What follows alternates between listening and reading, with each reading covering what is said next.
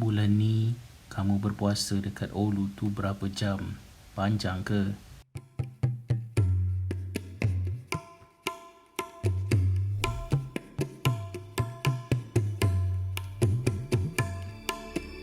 I want to share my life with you.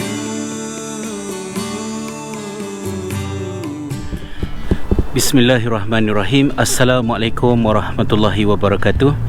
Salam sejahtera. Terima kasih kerana sekali lagi bersama dengan saya Hasrizal di dalam vlog kita pada kali ini. Sekarang ni pukul 12 malam dan ini adalah merupakan tahun keempat kami sekeluarga menyambut Ramadan di Finland, khususnya di Oulu inilah. Dan juga mungkin merupakan Ramadan terakhir kami di sini. Apa yang ingin saya kongsikan di dalam vlog kita pada kali ini adalah mengenai perkara yang pernah saya sentuh di dalam vlog-vlog sebelum ini, iaitu berkaitan dengan bagaimanakah kami menentukan waktu kami berpuasa di bulan Ramadan yang jatuh pada musim panas. Walaupun setiap tahun ketibaan Ramadan adalah lebih kurang dalam 11-10 hari lebih awal daripada tahun yang sebelumnya, tetapi untuk tahun ini kami masih lagi berada di permulaan musim panas. Dan seperti yang sahabat-sahabat mungkin dapat saksikan, pada pukul 12 malam masih lagi ada cahaya matahari, kerana di lokasi Oulu ini pada bulan Mei seperti sekarang ini, matahari tidak jatuh lebih rendah daripada 18 degree, dan itu menyebabkan tidak hilangnya cahaya matahari dan tidak wujud waktu isyak mengikut definisi asasnya. Walaupun masa sekolah dulu, daripada kita sekolah rendah lah, kita dah belajar bagaimana penentuan waktu sembahyang. Misalnya masuk waktu subuh macam mana kan, masuk waktu zuhur macam mana, asar macam mana, kita pacak tiang dan kemudian kita ukur dari segi kepanjangan bayang-bayang tu. Itu adalah benda yang kita belajar masa sekolah dulu. Kemudian semasa saya sambung belajar di Jordan dalam bidang syariah, of course kita menambah lagi, kita update lagi pengetahuan kita, dan kita belajar tentang pandangan-pandangan yang dikemukakan oleh para sahabat bersama dengan Nabi SAW, yang kemudiannya diulas oleh para ilmuwan tentang bagaimanakah kita nak menentukan waktu solat dan juga puasa di tempat-tempat yang agak pelik sedikit. Tetapi ianya hanya muncul dalam bentuk realiti apabila saya sekeluarga datang di Oulu ini. Oulu ini kedudukannya agak jauh ke utara ya. Oulu ini ialah 65 darjah north. Artinya 1 darjah lebih utara daripada Reykjavik, ibu negara Iceland, dan juga Nuuk, ibu negara Greenland. Itulah jauhnya Oulu ni. Walaupun mungkin tidak sampai ke Lapland, tetapi ini adalah kawasan yang dikira sangat utara.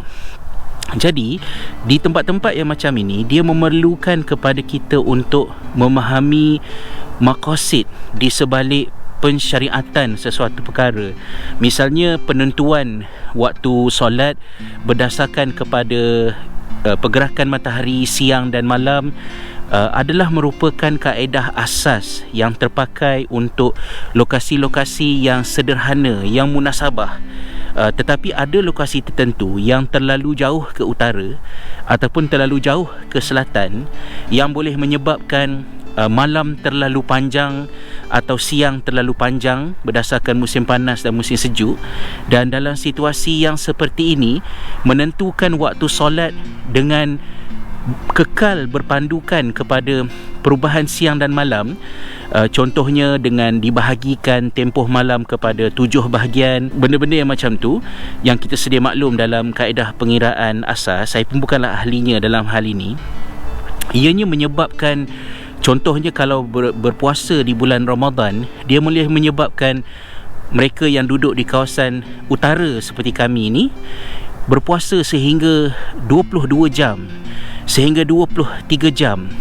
Apa yang menjadi cabarannya ataupun kebimbangan saya ialah kerana tempoh berpuasa yang panjang ini, apabila dia mendapat liputan daripada media, kita yang sudah terbiasa dengan hype ni, kita teruja dengan kesukaran kan, dahsyatnya, banyaknya pahala orang yang puasa sampai 22 jam, sampai 23 jam di kawasan-kawasan yang ekstrim seperti ini. Tetapi berdasarkan apa yang saya pernah belajar dan apa yang saya faham tentang tujuan pensyariatan ibadah di dalam Islam ini, Rasulullah sallallahu alaihi wasallam, kecenderungan baginda bukanlah pada lebih susah, lebih banyak pengorbanan maka lebih banyak pahala. Tidak semestinya. Tetapi baginda sallallahu alaihi wasallam memberikan keutamaan kepada apa yang praktikal.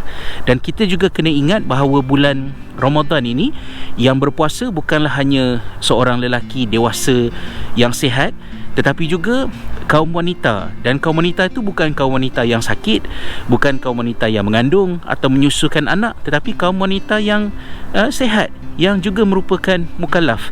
Begitu juga dengan orang tua yang bukan orang sakit tapi orang tua.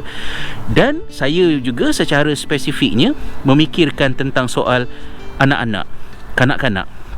Bagaimana mereka hendak berpuasa, bagaimana kita hendak mendidik dan memupuk mereka, apatah lagi di kawasan yang kita hidup sebagai minoriti Muslim ini. Jadi kerana itu saya berpandangan bahawa kita mesti bersungguh-sungguh untuk meninjau pendapat-pendapat yang dikemukakan oleh para ulama untuk membuat pilihan bagaimanakah kaedah yang lebih baik untuk kita berpuasa, supaya kita dapat menunaikan tujuan asas mengapa ibadah puasa itu disyariatkan oleh Allah kepada kita, dan bukan semata-mata hanya dengan memenuhi tempoh berpuasa. Sebab di bulan puasa juga kita kena berfungsi, kita bekerja, kita belajar, kita hidup macam biasa. Apatah lagi kalau saya fikirkan isteri saya yang bertugas sebagai frontliner dalam istilah yang dipakai di musim COVID-19 ni, maknanya bertugas di Jabatan Perubatan Kecemasan. Saya tak boleh terimalah isteri saya sampai macam nak pitam, macam nak pengsan, keletihan kerana berpuasa terlalu lama. Maka dalam situasi-situasi macam ini, pandangan setengah ulama yang mengusulkan bahawa mereka yang duduk di kawasan macam ni, macam kami dekat Oulu ni, ataupun dekat utara Tromsø, Norway ke, ataupun dekat Longyearbyen, dekat Svalbard, ataupun di utara Kanada tu, maknanya mereka perlu mengambil rosah, maka mereka tidak berpuasa, sebaliknya mereka mengqadakkannya pada masa yang lain. Saya rasa ini merupakan pandangan yang tidak boleh dipakai, kerana ia menggambarkan seolah-olah mereka yang mengamalkan fatwa ini berada di lokasi ini seketika sementara. Tetapi kita berfikir sebagai orang yang duduk di sini untuk tempoh masa yang panjang, ataupun permanent, penduduk tetap, rakyat di sini. Apatah lagi kalau kita fikirkan penduduk tempatan yang memeluk Islam.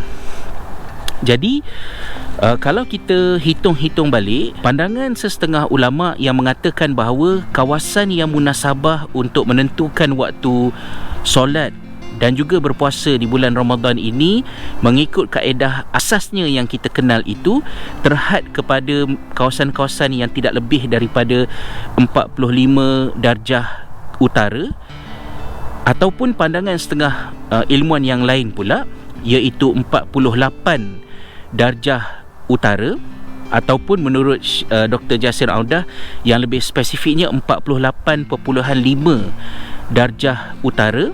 Ini adalah kawasan-kawasan yang sudah lagi tidak dianggap moderate dan memerlukan kepada kaedah lain untuk menentukan waktu puasa dan juga waktu sembahyang pada musim panas.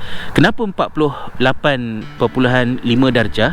48.5 darjah itu adalah lokasi-lokasi yang pada musim panas mataharinya tenggelam tidak rendah daripada 18 darjah daripada ufuk, horizon.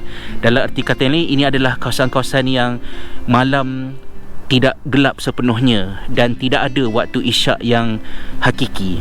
Justru ini adalah kawasan-kawasan yang memerlukan kepada kaedah lain. So ada yang mencadangkan ikut jadual waktu Mekah, ada yang mencadangkan ikut waktu bandar terdekat yang ada jadual waktu solat hakiki. Ada juga yang mencadangkan agar menggunakan jadual hari tempatan yang masih ada jadual hakiki. Kalau di Oulu ini lebih kurangnya pada sekitar 8 hari bulan April. So tarikh 8 April tu kita fix pakai untuk sepanjang musim panas sampailah dapat balik tarikh yang waktu solat hakiki tu. Dan ada juga cadangan-cadangan yang lain. Bagi kami yang berada di Oulu ini, tahun pertama kami berpuasa mengikut jadual waktu Mekah. Begitu juga dengan tahun kedua. Manakala tahun ketiga, pihak masjid menggunakan jadual waktu fix berdasarkan tarikh yang saya sebut tadi lah, 8 April tu kalau tak salah saya. Tetapi pada tahun 2020 dengan dugaan ujian yang menimpa kita pada masa ini, penularan wabak COVID-19 ini, maka masjid ditutup, kita tidak berterawih di masjid, kita berada di rumah masing-masing. Maka saya memikirkan apakah jadual yang lebih baik yang patut saya ikut. Dan saya ucapkan terima kasih kepada jiran saya, sahabat daripada Indonesia yang memperkenalkan kepada saya website www.prayertimes.dk yang diusahakan oleh sekumpulan ilmuwan permastautin tetap yang berada di Norway, yang membuat satu bentuk pengiraan alternatif. Saya tidak mahu jelaskan di sini kerana saya tidak berkeahlian. Saya takut saya salah menerangkannya. Bagi mereka yang berminat untuk memahami bagaimanakah kiraan itu dilakukan, boleh masuk ke halaman web tersebut yang saya letakkan di bahagian penerangan maklumat di bawah. Tetapi hasil daripada kalender tersebut, maka dapatlah kami berpuasa dan juga solat pada bulan Ramadan ini. Dan mungkin juga selepas Ramadan kami akan terus menggunakan jadual yang mereka hasilkan dengan jadual yang munasabah. Maka misalnya sekarang ni kita start puasa lebih kurang dalam pukul 5.20 pagi, 5.19, 5.20 pagi, dan berbuka puasa adalah lebih kurang dalam pukul 7.50 ke pukul 8. Lebih kurang macam tu lah. Isyak masuk lebih kurang pukul 9, 10 minit, 9 suku begitu. Pada bulan ini, dengan ujian yang sedia ada berkurung di rumah ni, saya dapati bahawa dengan penggunaan jadual ini dapatlah diri saya dan juga anak-anak hidup dalam keadaan yang lebih tenteram dari segi penjagaan waktu tidur, waktu bangun, tenaga untuk berpuasa, mengerjakan solat tarawih dan juga fungsi-fungsi yang lain. Termasuklah pada hari ini ataupun semalam sebenarnya, hari Khamis, hari pertama sekolah dibuka semula atas arahan daripada kerajaan Finland. So anak-anak pergi ke sekolah dalam keadaan berpuasa. Cuma satu yang kita nak tekankan ialah kita perlu mengurangkan kecenderungan masyarakat untuk yang saya katakan hype tadi tu, suka membanding-bandingkan siapa puasa paling panjang dan membuat tanggapan bahawa yang berpuasa paling panjang itulah merupakan yang lebih hebat dan lebih banyak pahalanya, ataupun sebagai satu hiburan, entertainment saja, suka tengok benda-benda yang pelik-pelik ni, sedangkan ia sesuatu yang tidak menepati kehendak syarak. Ketika Allah menjelaskan tentang persyariatan ibadah puasa di bulan Ramadan ini, Allah Ta'ala juga ada sebut di hujung itu pada ayat 185 surah Al-Baqarah kalau tak silap saya, kata Allah SWT, yuridullahu bikumul yusr wala yuridu bikumul usr. Ya, Allah SWT mahukan kepada kamu itu kemudahan dan Allah tidak menginginkan untuk kamu kesusahan. Maka berpuasa dalam keadaan yang rumit dan susah itu bukan sesuatu yang menjadi kebanggaan kita. Sebaliknya, bila kesusahan timbul sehingga menjejaskan fungsi harian kita, maka kita kena jadikan itu sebagai something yang trigger kita untuk kita meninjau sebenarnya macam mana kan, sebenarnya apakah cara yang lebih baik ataupun cara yang lebih betul untuk kita berpuasa di bulan Ramadan. Itulah lebih kurangnya. Minta maaf lah saya popek panjang cakap. Malam ni rasa syahdu sikit. Saya pun tak tahu kenapa, lepas mayang tarawih tadi dan lepas anak-anak semua dah tidur, saya jenguk kat luar dan saya nampak macam agak cerah lah. Kalau kamera, saya tak tahulah kamera boleh capture ke ataupun tidak, tapi di hujung sana tu ada planet Venus yang boleh dilihat. Kalau saya letakkan macam ni, adalah boleh nampak tu kan. Dan berdasarkan aplikasi yang ada di telefon saya juga, dia membantu untuk menunjukkan kepada saya tentang bagaimanakah di manakah lokasi matahari, ya. Kalau dekat sini ni, di manakah matahari sedang berada dan bagaimanakah bentuk pergerakannya. Jadi itulah macam yang saya sebutkan tadi, semenjak lebih kurang daripada pertengahan April membawalah sampai ke bulan Julai, Ogos, awal September nanti, matahari tidak akan tenggelam pada waktu malam lebih rendah daripada 18 darjah daripada kawasan ufuk, yang menyebabkan tidak ada waktu isyak. Jadi inilah sedikit perkongsian saya. Saya tidak tahu pada Ramadan akan datang, ialah satunya ada nyawa lagi ke tidak kan. Kemudian yang keduanya, kalau masih hidup lagi pun mungkin sudah tidak berada di Finland lagi, dan mungkin juga bukan tidak di Malaysia. Apa yang pentingnya ialah pelajaran daripada isu ini ialah Islam itu adalah merupakan sebuah agama yang sangat rasional. Islam adalah merupakan agama yang bukan datang untuk menyusahkan kita. Dalam masa yang sama juga, dia tidak menjadikan kita bermudah-mudah dan suka-suka pula nak tukar hukum syarak, tetapi semua perubahan itu adalah berasaskan kepada kaedah-kaedah tertentu yang diusahakan oleh para ilmuwan.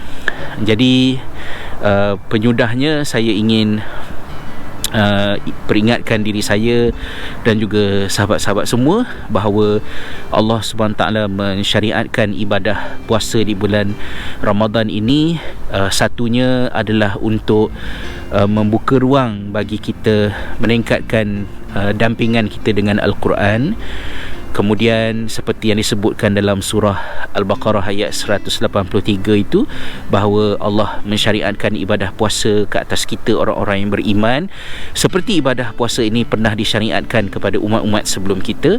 Tujuannya ialah mudah-mudahan dengannya kita menjadi orang yang bertakwa. Itulah kot lebih kurangnya. Terima kasih sekali lagi kerana sudi bersama dengan saya di dalam vlog kita pada kali ini. Semoga ada sedikit manfaatnya. Salam ukhuwah, salam persahabatan. Doakan kami sekeluarga dekat sini. Kami juga doakan saudara-saudari di mana sahaja kalian berada, semuanya mendapat rahmat dan kebaikan daripada Allah SWT. Wallahu a'lam. Terima kasih. Assalamualaikum warahmatullahi wabarakatuh.